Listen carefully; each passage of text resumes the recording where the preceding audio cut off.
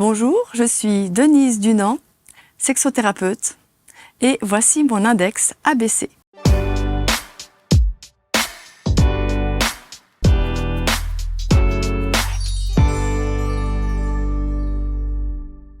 Nous allons donc découvrir le portrait de Denise Dunant qui est installée sur les canapés. Bonjour Denise.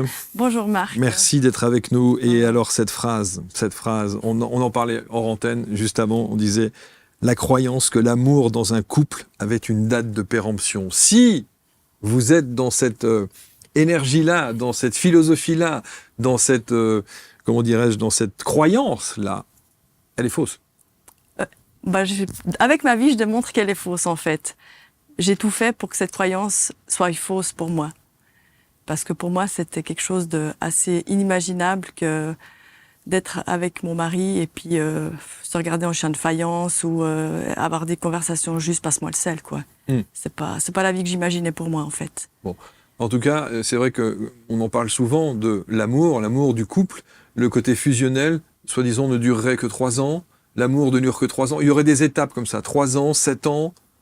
C'est vrai ou pas, par votre expérience de sexothérapeute? Disons que pour moi, un couple, ça se construit. C'est vrai que quand on s'est marié, j'ai tout de suite eu cette conscience. J'ai dit à mon mari, voilà, on est mariés, c'est super génial. Je suis ravie, c'est toi que je veux dans ma vie. Ouais. Mais ça sent le mais derrière. Mais ne crois pas qu'il n'y aura pas de travail derrière.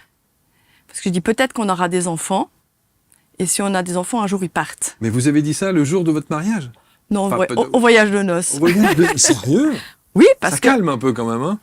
Non, mais j'ai un mari intelligent, alors ça va. Non, on se connaît depuis presque de l'enfance, donc voilà, il me connaissait déjà.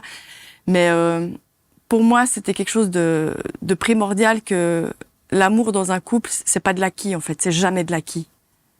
C'est quelque chose qui nous permet de nous remettre en question, qui nous permet d'avancer, et puis qui se construit. Parce que mes parents, ils sont restés ensemble toute leur vie, mais... Désolée maman si tu regardes ça, mais j'avais pas l'impression que c'était l'amour fou, quoi. Ils étaient ensemble parce que... Puis ils sont restés ensemble parce que ça se faisait de rester ensemble. Ouais, c'est ça. Mais c'est une autre époque aussi. C'est une autre époque. Divorcer plus difficilement. Voilà. Ça se faisait pas, c'était mal vu. C'est ça. C'était pas vraiment dans l'air du temps. Bon, mais c'était pas dans mes projets de vie. Vous êtes sexothérapeute, donc aujourd'hui, vous parlez évidemment de la libération des mémoires traumatiques, et vous dites cette phrase, ne cherche pas à changer, cherche à t'aimer, et ça change tout. Vous vous aimez? De plus en plus. Ouais. Vous avez travaillé pour ça? Ouais. Pour moi, c'est mon chemin de vie, en fait. Toutes les formations, tout ce que j'ai fait, en fait, c'était pour une meilleure connaissance de moi. Et puis, d'abord, je voulais me changer tout ce que j'étais trop ci, trop ça, pas assez si. Je rentrais pas dans le cadre. Et puis, je dis, pourquoi je rentre pas dans le cadre? Pourquoi j'y arrive pas? Pourquoi c'est dur pour moi? Pourquoi je me sens tout le temps décalée? Pourquoi, même si je suis en couple, je me sens tellement seule? Et voilà, puis c'est comme ça que j'ai cheminé, en fait, avec toutes les formations que j'ai faites. Qu'est-ce que vous avez fait comme formation, pour le coup? Alors, au tout début, j'avais commencé, une amie m'avait entraînée à faire de la communication non violente. C'était un premier pas où j'ai découvert que j'avais des besoins. Pour moi, il parlait du chinois, en fait, dans cette formation. Ouais. J'ai dit, bon, je vais faire comme les gens, je vais observer, puis je vais faire comme... Je vais suivre le mouvement. Je vais suivre le mouvement pour pas avoir l'air trop bête, voilà. Ça, c'était un petit peu mon mood, ne jamais avoir l'air bête. Et puis après, une amie m'a offert un livre sur la méditation pleine conscience. Je le remercie. Et puis là, j'ai compris que je n'étais pas mes pensées. Donc, c'était tout un chemin. Et puis, la révolution dans ma vie, c'est de m'intéresser à la théorie polyvagale. Alors, qu'est-ce que la théorie polyvagale? La théorie polyvagale, c'est Stephen Porges, un chercheur américain, qui a mis ça en lumière. C'est cette compréhension tellement précieuse de notre système nerveux et de nos systèmes de défense et de comment on est des êtres de lien. En fait, c'est la théorie du lien, la théorie de l'amour. Et avec cette théorie, j'ai arrêté en fait de me flageller, j'ai arrêté de me trouver nulle, j'ai arrêté de me culpabiliser parce que j'étais fatiguée. J'étais pas une grosse feignasse, mais non, j'étais simplement fatiguée. J'avais besoin d'aller marcher. C'est pas que j'aimais pas les gens, c'est que j'ai besoin de me ressourcer. Ouais. Arrêter d'être dans cette culpabilité permanente. C'est ça. La question, c'est de savoir d'où vient cette culpabilité. Ah ben ça c'est c'est toute ma vie. Mais c'est ben voilà, c'est quand on vit avec des parents qui ont un passé traumatique, puis qui Donc c'est du transgénérationnel, ça, pour le coup. ouais. Et puis faut vivre avec un père hyper contrôlant, une maman qui se soumet, qui est quasi absente, et puis faire son chemin comme ça. Ouais.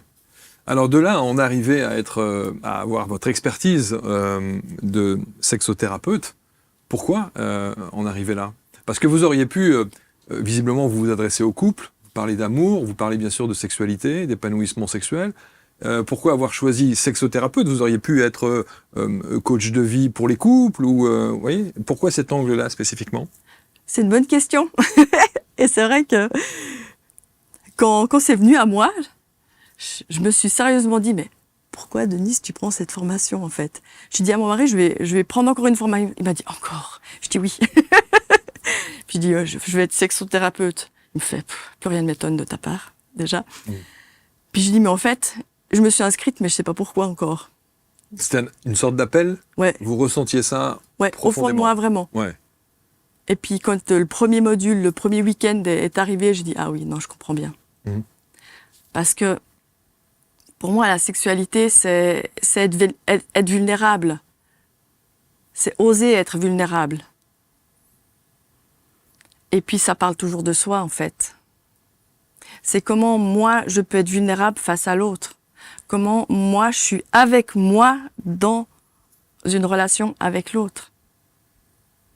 Et puis, c'est dernièrement que j'ai enfin compris pourquoi j'avais la liste des courses qui arrivait, pourquoi il y a la to-do list qui passe, alors que c'est franchement pas le moment. Et puis ça, je suis pas la seule femme à qui ça arrive. Et puis je pense qu'il y a même des hommes à qui ça arrive. De penser à votre liste de courses? Voilà, ou avoir plein d'idées qui passent dans la tête alors que c'est pas le bon moment. C'est pas le bon moment, ouais. Et puis ça détourne de ce moment qui devrait être magique, intense et fort. Voilà, Ouais, et qui ne l'est pas toujours. Ouais. Parce que, alors vous avez compris, qu'est-ce que vous avez compris? Alors pourquoi est-ce que vous aviez la liste des courses à ce moment-là ce que j'ai compris en fait, c'est que là, c'est l'intérêt de comprendre le système nerveux. C'est là que c'est mon système nerveux qui se met en mode fuite parce que le corps ressent un potentiel danger à ce moment-là. Et donc, s'il ressent un potentiel danger à ce moment-là, c'est qu'il y a une mémoire traumatique? Ouais. Que vous avez identifiée? Que j'ai pu apaiser, guérir, et puis voilà. J'avais, pendant bien quelques mois, j'ai eu mon petit mantra où je disais, je suis en sécurité dans ce moment-là. Pour que mon corps imprègne, je suis en sécurité dans ce moment-là, et puis qui me laisse être dans ce moment-là. Et ça, c'est quelque chose... Alors, vous disiez justement que assez récemment, vous découvrez ça. Ouais, que j'ai pu faire ce lien-là, Vous avez pu faire ce lien-là. Mais ça veut dire que dans toutes ces années, vous avez vécu avec... avec ces trucs, chaque fois que je dois... Ça prend du temps, parce qu'il faut que je puisse... J'ai un mari très patient. Et pour pouvoir être pleinement dans le moment. Quand on décide de faire une formation en tant que sexothérapeute, qu'est-ce qu'on apprend? Là, c'était une formation qui était très intéressante parce qu'elle était vraiment holistique. C'était une approche de... on a vu le couple, on a vu la femme, on a vu l'homme. Toutes les problématiques aussi liées à la physiologie. Mais souvent, c'est rarement une cause organique, en fait. C'est souvent une cause psycho-émotionnelle. Psycho-émotionnelle. Dans, je dirais 95% des cas. Oui. Donc, je ne suis pas sexologue qui traite des problèmes organiques, mais sexothérapeute qui traite de tout du psycho-émotionnel, en fait. Et la nuance est importante. Mais le sexologue traite aussi de la dimension émotionnelle. Je ne connais pas. Je suppose. Mais j'espère. Oui, oui. Mais voilà. Mais la question, c'est de savoir, est-ce que l'un va sans l'autre? S'il y a une dimension physique organique et une problématique physique organique, c'est qu'il y a un problème émotionnel. Souvent, ouais. Et réciproquement, sans doute. Bon, des fois, voilà, il y a des choses biologiques qu'on peut pas faire autrement. Mais après, on peut apprendre à s'en accommoder aussi, puis trouver ses propres stratégies pour pouvoir contourner le problème. Mais ça, on le fait quand on se connaît assez bien, quand on se fait assez confiance, quand on peut avoir créé une relation de confiance avec l'autre aussi. Et à l'issue donc de cette formation de sexothérapeute, votre vie a changé? Ma vie n'a pas fondamentalement changé, mais ça m'a donné des pistes de compréhension. Et ça m'a surtout dit qu'on avait beaucoup de cas pratiques. On a travaillé tout de suite avec des cas pratiques que la formatrice nous fournissait. Et puis souvent, je me disais, je pointais toujours, c'était un problème de relation à soi, quasi tout le temps. De comment je me positionne. Après aussi, on a travaillé avec nos problématiques, entre collègues, entre pairs. Et souvent, on arrivait à un problème de je me sens pas assez, ou je me sens trop grosse, ou j'aime pas mon corps, ou je pense que si je fais ça, lui, il va penser que. Ça, c'est un poison. De penser à la place de l'autre. De penser à la place de l'autre, que l'autre va supputer que, voilà. On s'en sort pas de ça, en fait.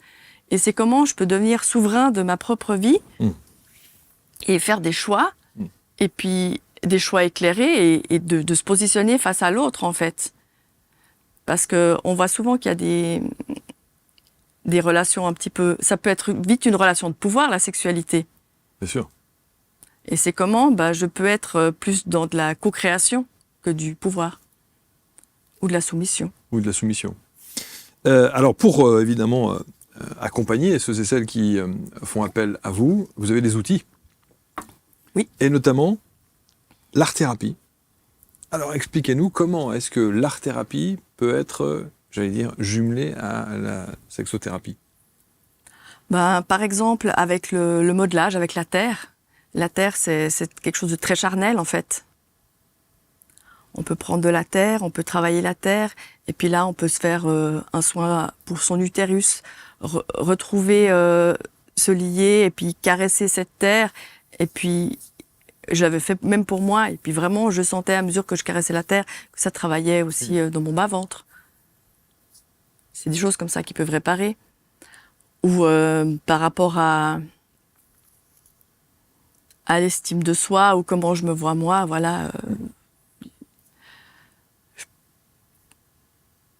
je travaille en fait avec la personne. Je prémédite pas tellement en fait ce que je vais faire avec elle. C'est en fonction de ce que vous ressentez et de la problématique en fait. Mais j'ai le sentiment, enfin, j'en sais rien, mais j'ai le sentiment que tout le monde vient pour la même chose, ceci dit. Les traumas, quel que soit le degré du trauma, du blocage émotionnel, c'est souvent la même chose. C'est le lien avec soi qui est rompu. C'est ça, le lien avec soi. Ouais. Donc effectivement, c'est de l'estime de soi, c'est le manque de confiance. C'est de la culpabilité. C'est la culpabilité. C'est la victimite. Oui. Et c'est comment je reprends mon pouvoir et je laisse à l'autre ce qui appartient à l'autre, en fait. Alors, est-ce que vous avez, par exemple, des cas précis, des situations dans lesquelles vous vous êtes retrouvé au travers de ceux que vous accompagnez et un avant-après?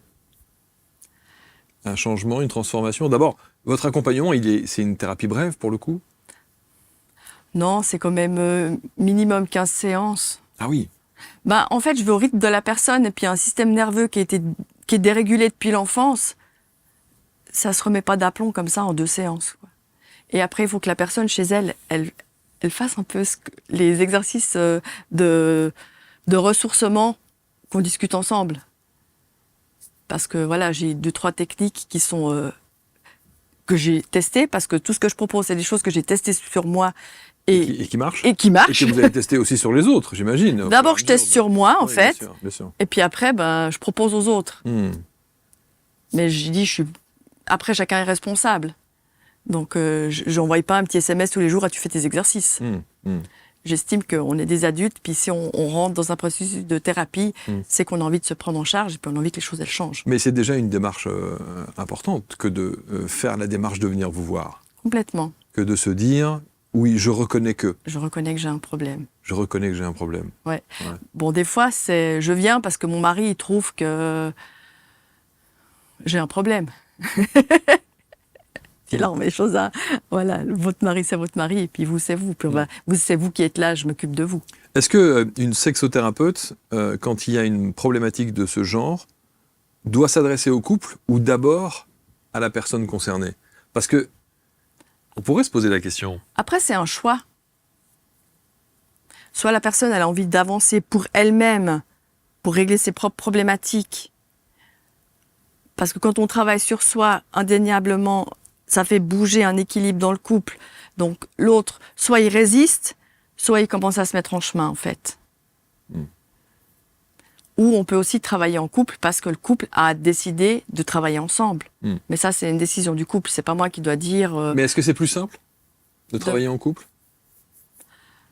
Quand les deux sont parties prenantes et les deux peuvent dire ce qui est difficile pour eux avec un médiateur, ça permet d'aplanir des choses.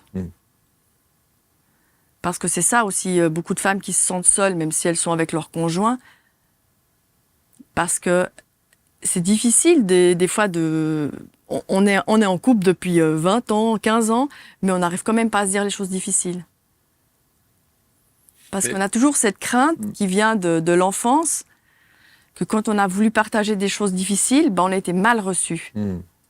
Ça, c'était la génération d'avant, voilà. On ne pouvait pas dire les choses difficiles, parce que nos parents, ils ne pouvaient déjà pas dire les choses difficiles. Alors, on a imprimé en nous cette croyance que quand on va partager quelque chose de difficile, l'autre va nous rejeter. Et c'est après acquérir assez de confiance en soi, de se dire, même si l'autre prend mal, j'ai la capacité d'être assez stable pour recevoir que l'autre peut-être va pas entendre ce que je lui dis. Vous avez dit une phrase importante et qui a une, je trouve, une résonance particulière. Vous avez dit, vous avez des clients qui vous disent « Je suis en couple, mais je me sens seul ». Cette phrase, elle est forte de sens. Hein. Ouais, mais je l'ai aussi ressenti, donc... C'est-à-dire que... Mais alors le problème, c'est que... Est-ce qu'il y a de l'amour quand quelqu'un dit ça? Mais je pense que oui. On peut se poser la question. Parce que du coup, la résonance à ça, c'est « Je suis malheureuse ». Je suis en couple, mais je me sens seule, donc je ne suis pas heureuse. Ça, en fait, c'est quand on donne tout son pouvoir à l'autre. Ça, c'est quand on est en dépendance affective, parce que j'ai aussi fait ce choix-là. Vous avez coché toutes les cases. J'ai coché toutes les cases, ouais. On est bien. Donc voilà, quand on est dépendante affective, on pense, qu'on est persuadé que c'est l'autre qui fait notre bonheur, qui nourrit notre amour, qui est notre... Moi, je dis à mon mari, tu fais partie de mon écosystème. Si t'es plus là, je crois que je meurs. Tellement, voilà. J'étais pas assez en amour avec moi-même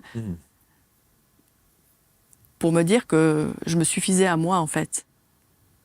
Et vous pensez que ça, le fait de se sentir comme ça et de se suffire à soi-même, c'est une condition essentielle pour l'équilibre du couple? Ah, ça y participe grandement. Moi, je trouve qu'il y a... Là, j'ai eu aussi un changement de paradigme qui est arrivé dans mon couple. Parce qu'une fois, voilà, j'ai dû partir 4 semaines. C'est la première fois qu'on se quittait 4 semaines. On s'est quitté 1 semaine, mais 4, c'était... C'est beaucoup. C'était beaucoup, ouais, c'était énorme. Mais pour tout le monde, c'est beaucoup. Hein. Ouais. Quand on est en couple, quand l'autre part comme ça, plusieurs semaines, c'est lourd. Voilà, ouais. Et puis, mais en même temps, c'était très salvateur pour moi. C'est sûr. Parce que là-bas, je me suis dit, waouh, en fait, je vis très bien sans lui. Et puis... C'est dur, ça c'est dur. Non, parce que quand vous revenez... Non, parce que même au téléphone, je dis, écoute chérie, je vais te dire quelque chose. Faut que je te le partage parce que pour moi, c'est un truc important. Je vis très bien sans toi. Je lui dis, je vis très bien sans toi, en fait. J'ai réalisé ça, mais... Parce qu'il y a toujours un mais. Ou même là, un et. Et ce qui est génial, je suis avec toi, en fait, parce que j'ai vraiment envie d'être avec toi et que je t'aime profondément et que t'es pas là pour nourrir un manque en moi, mais t'es là parce que je choisis d'être avec toi. Et ça, je trouve que ça change vraiment tout.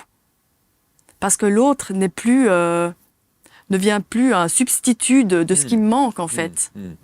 Alors, il faut vite enchaîner la deuxième partie de la phrase. Oui, bien sûr. Il ne faut pas rester sur la première partie. Non. Il ne faut pas qu'il y ait un temps mort entre la première et la deuxième partie. J'ai pas laissé de temps mort. Ouais. Mais voilà, moi je trouvais que c'était un magnifique cadeau que je pouvais me faire à moi et puis à notre couple, en fait. Et ça a déclenché donc ces 4 semaines-là. Mais c'est peut-être ça le meilleur protocole. Partez 15 jours, 3 semaines, 1 mois, allez 4 semaines, et puis au moins vous verrez si effectivement vous êtes raccord et que Bon, la personne on vous s'appelait manque. tous les soirs, mais en Ouais. même temps, voilà. Mais de se rendre compte, en fait, que l'autre n'est pas notre béquille. L'autre est l'autre. Et moi, je suis moi. Alors, une fois que vous avez pris conscience de ça, vous rentrez au bout des 4 semaines à la maison. Qu'est-ce que ça change dans votre relation de couple? Bah, ça change que je me sens plus égalitaire par rapport à lui aussi. Et puis, 4 semaines, il a dû prendre sa place aussi, faire à manger, faire toutes ces choses qu'il faisait Pas nécessairement. pas nécessairement, voilà. Mmh. Et puis, ça a remis un joli équilibre, je trouve, dans le couple. Parce qu'après ça, j'ai enchaîné ma formation d'art thérapeute, 3 ans absente, un week-end par mois. Donc là, il a vraiment pris sa place. Et puis j'avais beaucoup de travail, donc il voyait que j'avais du travail, donc il a fait beaucoup de choses. On dit souvent, et on entend souvent ça dans les histoires de couple, on entend les mots prendre sa place ou laisser sa place. Ah ouais, c'est souvent des histoires de Ou place. même parfois dans les séparations, on entend je n'ai pas su prendre ma place, ou je suis conscient que je n'ai peut-être pas eu l'intelligence de lui laisser la place dont il avait besoin ou dont elle avait besoin. On entend souvent ça. Mais oui, parce que moi, quand j'ai des amis qui se plaignent que leur mari fait rien à la maison, je leur demande toujours, la fois où tu l'as laissé faire, tu lui as simplement dit merci, ou tu lui as reproché que c'était pas fait comme toi, t'aurais voulu que ce soit fait. Et là, elles font, voilà. J'ai dit, that's it. Je dis, ton homme, c'est ton homme, il est pas pareil que toi. Donc accepte que ce qu'il fait, c'est pas pareil que toi, comment tu l'aurais fait. Et ça, avec les enfants, la même chose. Voilà, moi je voyais mes enfants qui revenaient de l'école, parce que c'est lui qui les avait envoyés, à mon avis, pas assez habillés, mais... je sors, je disais pas, t'es pas assez habillé les enfants. Voilà, je disais, ah oui, c'est papa qui vous a fait partir. Voilà. C'est papa qui a fait à manger. Ah ouais, c'est pour ça que ça... D'accord, ok. Non, il cuisine très bien, il est... Bon, ça va. Je vais donner des cours. La plupart des gens qui viennent vous voir, en général, c'est par rapport à quoi? C'est par rapport à des traumas, et des traumas conscients, traumas inconscients? Là, toutes les femmes que j'ai eues, elles ont été en tout cas violées une fois. C'est souvent ça, hein. Inceste, viol, abus. Ouais. Et conscient ou inconscient? Conscient. Et ça laisse des... Comment dire?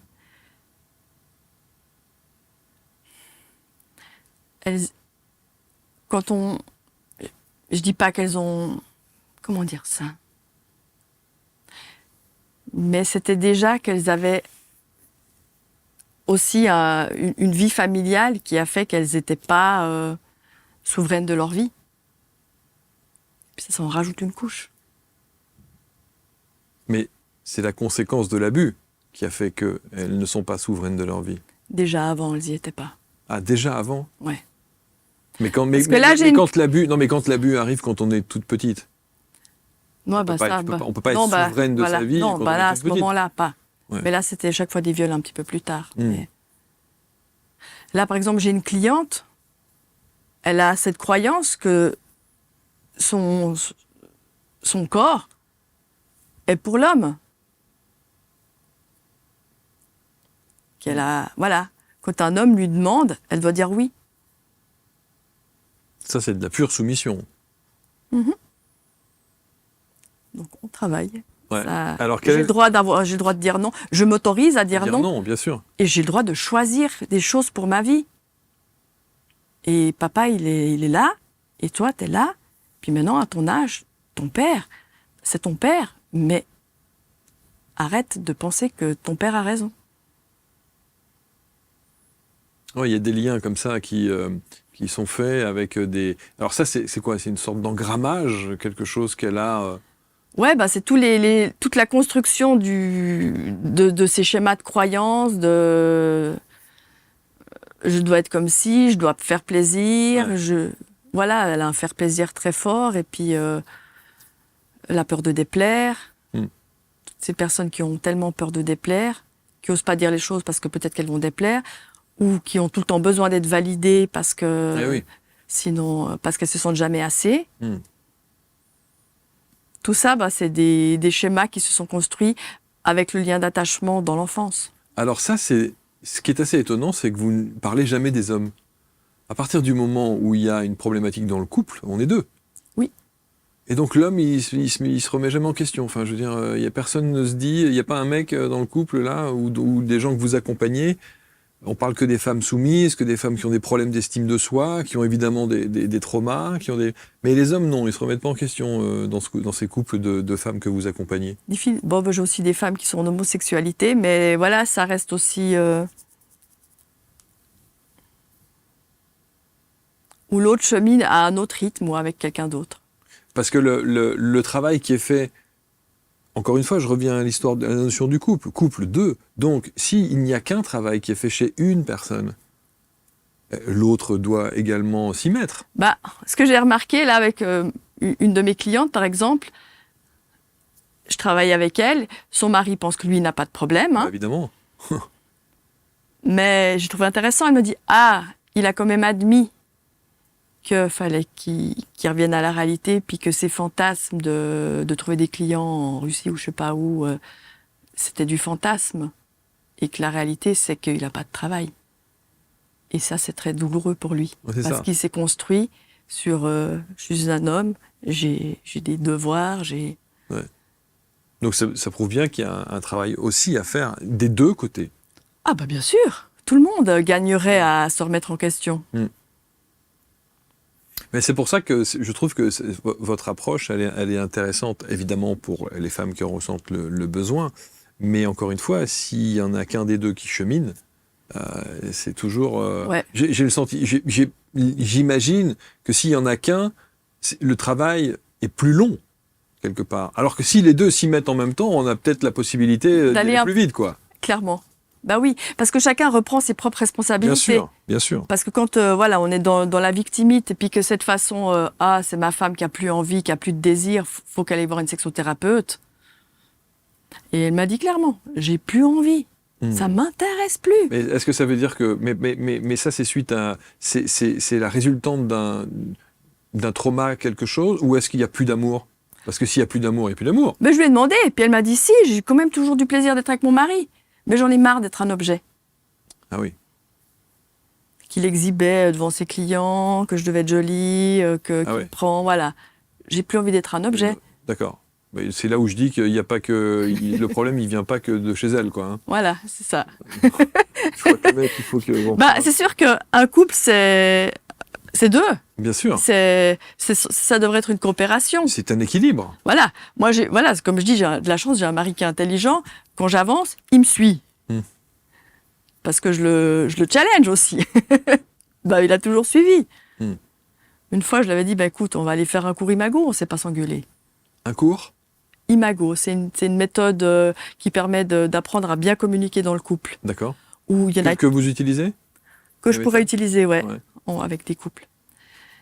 Parce que... Et donc ça évite de s'engueuler intelligemment ou non ?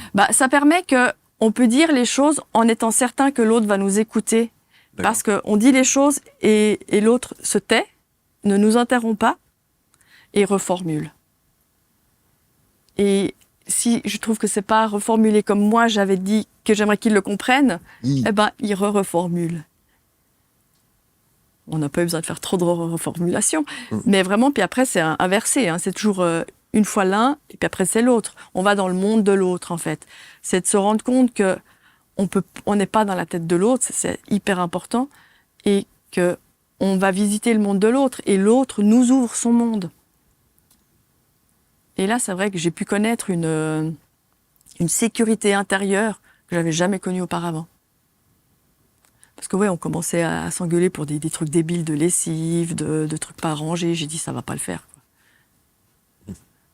Mais vous savez, il y a souvent des disputes dans le couple. Quand on analyse vraiment le fond de la dispute, c'est dérisoire. C'est pas très, très important. Mais ça prend des proportions. Parce qu'il y a des choses douloureuses dont on n'arrive pas à parler. Ouais. Et j'ai dit, ça... tu penses que la relation, elle est précieuse. Moi aussi, les deux, on chérit cette relation.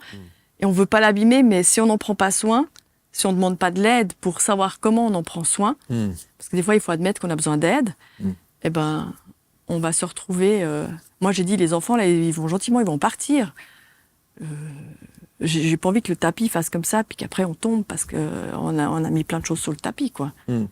Ça m'intéresse pas. Moi, je veux que le tapis soit bien, là, comme là, bien posé. Bon, alors donc, il est bien, ce tapis, en plus. Il est magnifique, ouais. Mais, donc, ça veut dire qu'aujourd'hui, vous arrivez, parce que on dit souvent que les cordonniers sont les plus mal chaussés, donc ça veut dire que dans votre couple, vous arrivez à gérer les situations, trouver un bon équilibre, que la communication passe bien, que chacun respecte l'autre dans ses retranchements, et puis que vous êtes dans cette estime de soi, dans cet amour de soi. C'est ça. Dont on parle, ouais. Ouais, j'ai fait un sacré chemin.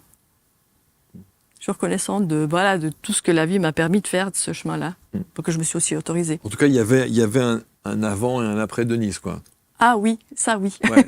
Il y a une transformation. Oui. Ouais. Ouais. Mais comme je disais, vraiment, c'est quand ma fille, elle avait 4 ans, puis que je m'énervais sur elle à un point, je dis non, mais est-ce que je veux être cette mère qui hurle sur mes enfants, ou est-ce que je vais être une mère qui peut être en lien parce qu'elle aimerait comprendre ce qui se passe chez son enfant et puis pas soumettre son enfant. Ça a été déjà un déclencheur de ma remise en question de mes fonctionnements, en fait. En tout cas, cette approche que vous avez et cet accompagnement que vous suggérez, je pense qu'avant d'en arriver à une situation inextricable et une situation de conflit, de dualité comme ça, qui peuvent pousser jusqu'à la rupture, consultons. Oui. Essayons. Vraiment. Mais on a tout à y gagner, en fait, à être en paix avec soi-même, à pouvoir se pardonner quand on réussit pas quelque chose. Et puis reprendre du courage, puis réessayer autrement. Plutôt que d'être tout le temps là, à imaginer les 1000 scénarios qui se produiront jamais. On va mettre autour de la vidéo tous les liens qui vont vous permettre de rentrer en contact avec Denise, évidemment. Alors, est-ce que on peut faire des consultations comme ça à distance ? Oui. Des accompagnements à distance ? Vous le faites ? Oui. Sinon, il faut venir en Belgique, je suppose ? En Suisse. En Suisse. Vous avez un petit acte. C'est dingue, j'ai cru que vous aviez un petit acte, parce que vous avez dit 90. Mais 90, oui, c'est les Belges. Ah, les Suisses aussi. Ah, les Suisses aussi, ils disent 90 ? On est très proches, les Belges et les Suisses. Okay. On dîne, on soupe, tout pareil. Bon, parfait, c'est ça, exact. Donc, et puis vous faites aussi vous formez aussi ou pas ? Non. Non. Et vous faites en groupe, des ateliers ? Ça va se faire, ouais. C'est un projet. C'est dans la continuité, mais en tout cas sur la fiche index, on mettra toute votre actualité au fur et à mesure que vous avez envie de faire des choses comme ça. En présentiel ou en ligne. En présentiel ou en ligne. Qu'est-ce que vous aimeriez qu'on retienne de vous, de cet échange qu'on a eu là ? Que quand on est prêt à se remettre en question, qu'on est curieux de comprendre son fonctionnement, on peut aller très loin. Et vous en êtes la preuve. Et puis je dors bien maintenant. Surtout.